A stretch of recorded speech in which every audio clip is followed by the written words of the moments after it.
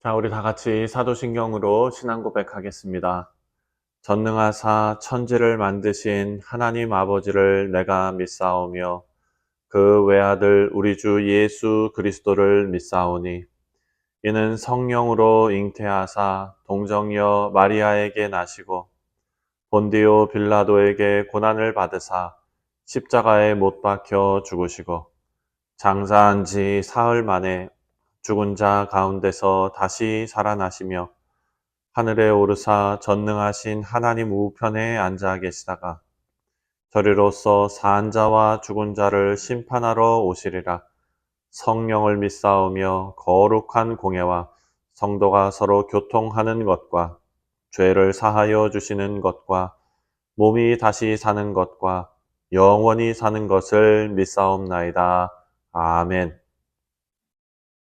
자, 찬송가 322장입니다. 세상의 헛된 신을 버리고 함께 찬송하겠습니다.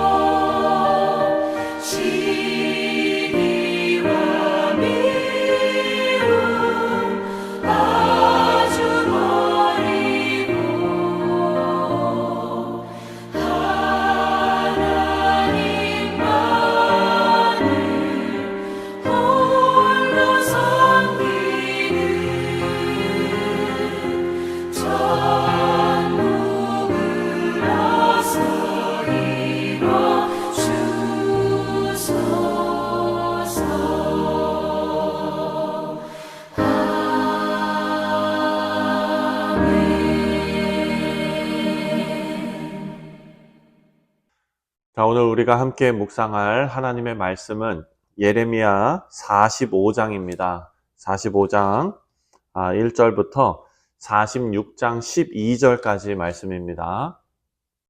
제 45장. 유다의 요시야 왕의 아들 요야김 넷째 해에 네리야의 아들 바룩이 예레미야가 불러주는 대로 이 모든 말을 책에 기록하니라.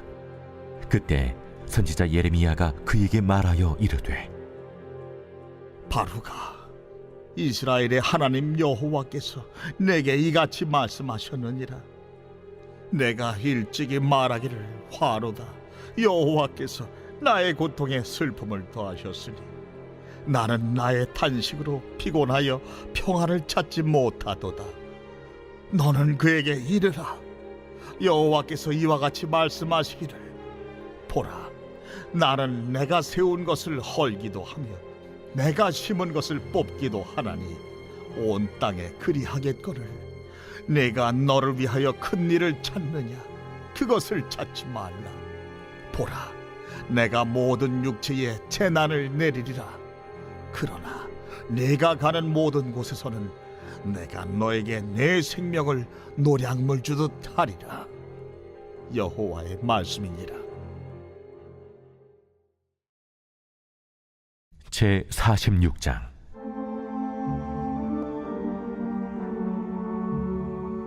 이방 나라들에 대하여 선지자 예레미야에게 임한 여호와의 말씀이라. 애굽에 관한 것이라. 곧 유다의 요시야 왕의 아들 요야김 넷째 해에 유브라데 강가 갈그미스에서 바벨론의 느부갓네살 왕에게 패한 애굽의 왕 바로 느고의 군대에 대한 말씀이라. 너희는 작은 방패와 큰 방패를 예비하고 나가서 싸우라. 너희 기병이여, 말에 안장을 쥐어 타며 투구를 쓰고 나서며 창을 갈며 갑옷을 입으라. 내가 본즉 그들이 놀라 물러가며 그들의 용사는 패하여 황급히 도망하며 뒤를 돌아보지 아니함은 어찌미냐? 두려움이 그들의 사방에 있음이로다. 발이 빠른 자도 도망하지 못하며 용사도 피하지 못하고 그들이 다 북쪽에서 유브라데 강가에 넘어지며 엎드러지는도다. 강의 물이 출렁임 같고 나일강이 푸른함 같은 자가 누구냐? 애굽은 나일강이 푸른함 같고 강물이 출렁임 같도다. 그가 이르되, 내가 일어나 땅을 덮어 성읍들과 그 주민을 멸할 것이라. 말들아 달려라, 병거들아 정신없이 달려라. 용사여 나오라. 방패 잡은 굿사람과 붓사람과 활을 당기는 무딤 사람이여 나올지니라 하거니와, 그날은 주 만군의 여호와께서 그의 대적에게 원수 갚는 보복이리라. 칼이 배부르게 삼키며 그들의 피를 넘치도록 마시리니, 주 만군의 여호와께서 북쪽 유브라데 강가에서 희생제물을 받으실 것이미로다. 처녀딸 애굽이여, 길앗으로 올라가서 유향을 취하라. 네가 치료를 많이 받아도 효력이 없어 낫지 못하리라. 네 수치가 나라들에 들렸고 내 부르짖음은 땅에 가득하였나니 용사가 용사에게 걸려 넘어져 둘이 함께 엎드려졌습니다. 네, 사랑 성도님들, 예레미야 말씀은 연대기적으로 시간 순서대로 기록된 책이 아니라 말씀을 읽으면서 그 배경이 되는 시대가 많이 바뀌는 그런 책입니다. 자, 오늘 말씀은 다시 여호야김 제4년으로 돌아갑니다. 유다가 바벨론에게 공격당하기 전으로 돌아가서 예레미야의 예언을 그대로 기록했던 바룩에게 하나님께서 예레미야를 통해서 말씀하신 내용이 오늘 45장에 기록된 말씀입니다. 오늘 본문 1절부터 3절을 보면 바룩의 탄식과 슬픔이 기록되어져 있는데요. 이를 통해서 우리는 예레미야가 유다 사람들로부터 미움을 받고 그리고 박해를 받을 때에 예레미야의 예언을 그대로 기록했던 바룩도 함께 고난을 당했다라는 것을 우리가 알 수가 있습니다. 그럼 바룩은 예레미야의 서기관이었습니다. 하나님께서 예레미야에게 주신 그 말씀을 바룩은 두루마리에 기록했고 2차례 기록했죠.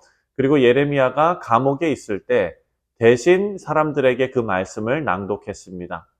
그리고 거기서 끝난 것이 아니라 예레미야가 애굽에 내려갔을 때에도 바룩은 함께 예레미야와 애굽까지 따라갔습니다. 자, 45장 3절 말씀을 보면은요. 3절에 내가 일찍이 말하기를 화로다. 여호와께서 나의 고통에 슬픔을 더하셨으니 나는 나의 탄식으로 피곤하여 평안을 찾지 못하도다 라고 말합니다. 예레미야와 함께 고난을 당하면서 하나님께 쓰임받던 이 바룩에게 하나님께서 말씀을 주시면서 바룩의 미래와 그 삶에 대한 확신을 하나님께서 주십니다. 우리 사랑하는 성도님들, 우리의 삶에 있어서도 가장 확실한 돌파구는 바로 하나님의 말씀입니다. 어제 주일 말씀에서도 우리가 생각했지만 하나님의 말씀은 살아서 역사하시고 활력이 있고 좌우의 날선 검처럼 예리하게 우리에게 역사하십니다.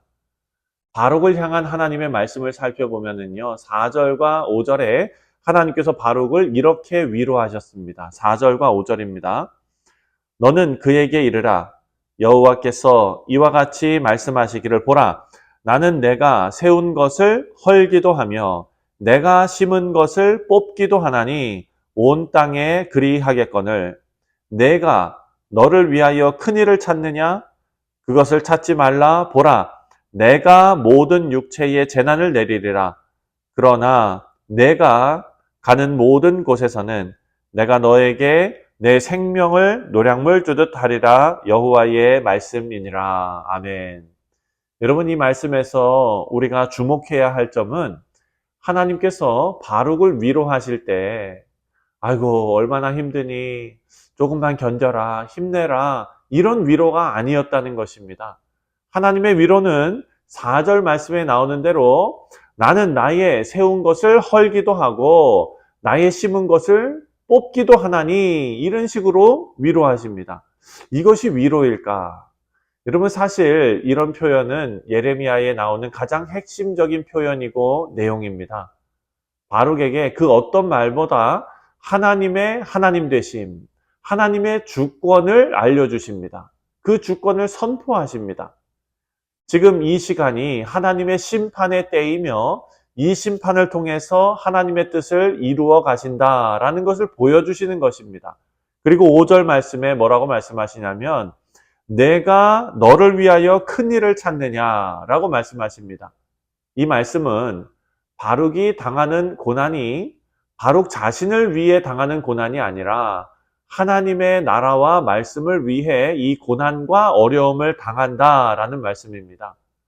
이런 바룩에게 하나님께서 약속하신 것은 바로 구원입니다. 5절에 그러나 내가 가는 모든 곳에서 내가 너에게 내 생명을 노량물 주듯이 하리라. 여호와의 말씀이니라. 이렇게 말씀하시죠. 하나님께서 약속하신 내용은 비록 예레미야와 바룩이 하나님의 일을 위해서 많은 고난과 어려움을 당하지만 이 고난은 하나님의 일을 위한 고난이고 하나님께서 이들의 생명을 보존해 주신다라는 약속입니다.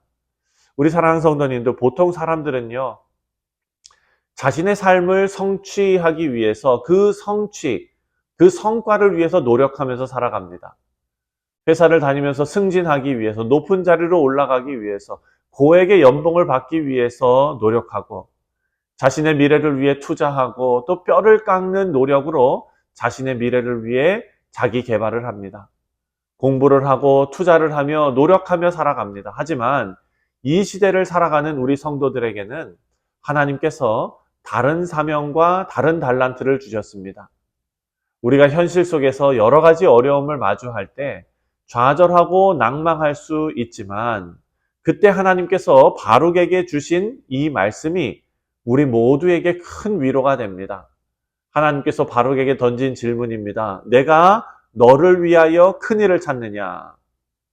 사랑하는 성도님들, 비록 우리가 사는 이 시대가 멸망으로 심판으로 흘러간다고 해도 하나님께서는 하나님의 사역자들을 기억하시고 그 미래를 책임져 주시는 것입니다.